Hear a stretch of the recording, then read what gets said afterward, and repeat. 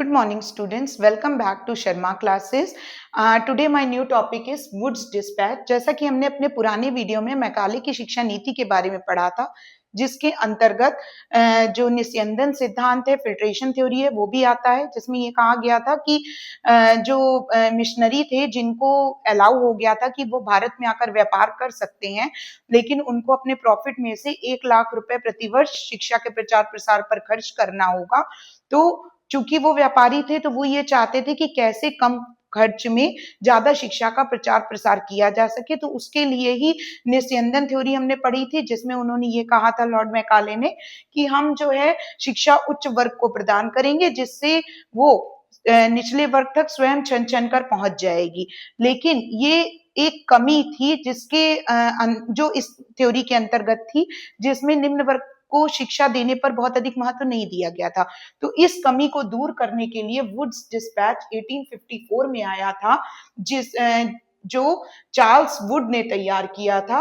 ये इसे भारतीय शिक्षा के इतिहास में भारतीय शिक्षा का चार्टर कहा जाता है। इसके 2-3 नाम और भी हैं, जैसे कि वुड का घोषणा पत्र, वुड का आदेश पत्र और Magna carta of English education in India के नाम से भी इसे जाना जाता है। इसका उद्देश्य भारत में शिक्षा नीति के एक सुसंगठित और व्यापक नीति बनाना था। It laid down foundation of systematic education policy in the country.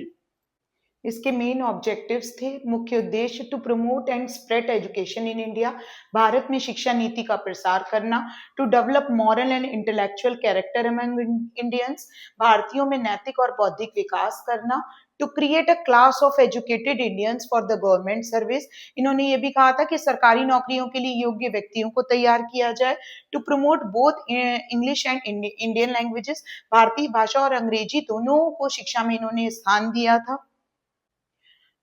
अगर वुड डिस्पैच की विशेषताओं की बात की जाए, तो इनकी पहली जो विशेषता थी वो थी कि डिपार्टमेंट ऑफ एजुकेशन की स्थापना की जाए, हर प्रांत में शिक्षा विभाग स्थापित करने का आदेश दिया गया था वुड डिस्पैच में।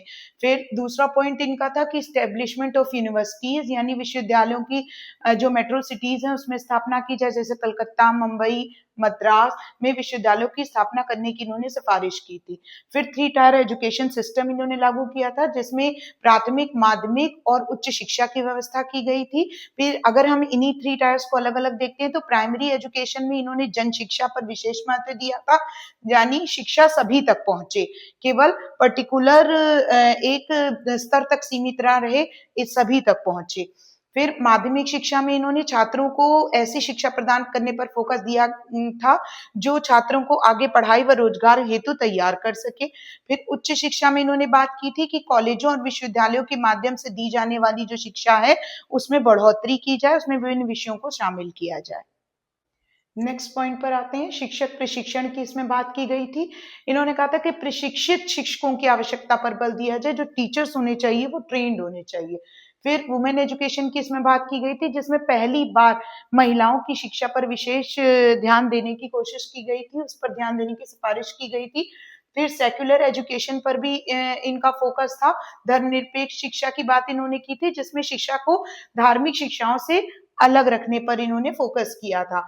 फिर नेक्स्ट पॉइंट में भारतीय भाषाओं को इन्होंने बढ़ावा दिया था, जो कि निस्यंदन थ्योरी में एक कमी थी कि जो है, एक तो हमने बात की थी निस्यंदन थ्योरी में, एक तो उच्च वर्ग को ही शिक्षा प्राप्त करने का अधिकार था, केवल इंग्लिश में शिक्षा प्राप्त करने का अधिकार था, जो मैकाले की नीति कहती है। और उसमें ये भी बात की गई थी कि केवल जो आपकी इंग्लिश लैंग्वेज है उसी में शिक्षा प्रदान की जाए, भारतीय भाषाओं को इससे अलग रखा जाए।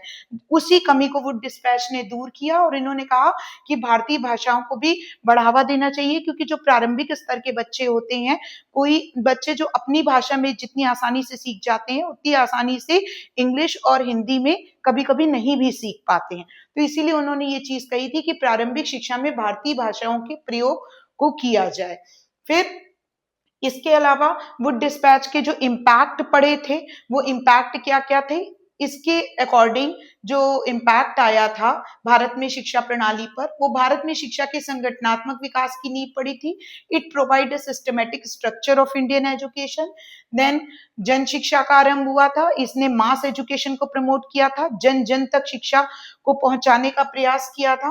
फिर महिला शिक्षा और शिक्षक प्रशिक्षण को बढ़ावा मिला था। वुड डिस्पैच ने ही महिला शिक्षा पर पहली बार ध्यान दिया था। इसके अलावा टीचर्स ट्रेनिंग पर भी पहली बार वुड डिस्पैच में ही ये सिफारिश की गई थी कि टीचर्स की ट्रेनिंग पर भी ध्यान दिया जाए, क्योंकि जब वो ट्रेंड होंगे तो ही वो बच्चों को अच्छे से अच्छे ट्रेंड कर पाएंगे।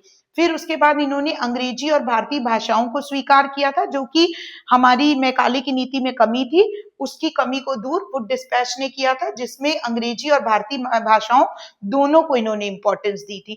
तो इस प्रकार ये हमारा वुड डिस्पैच था, जो कि अगर आपको अच्छा लगा हो ये वीडियो तो आप प्लीज लाइक, सब्सक्राइब और शेयर जरूर करें।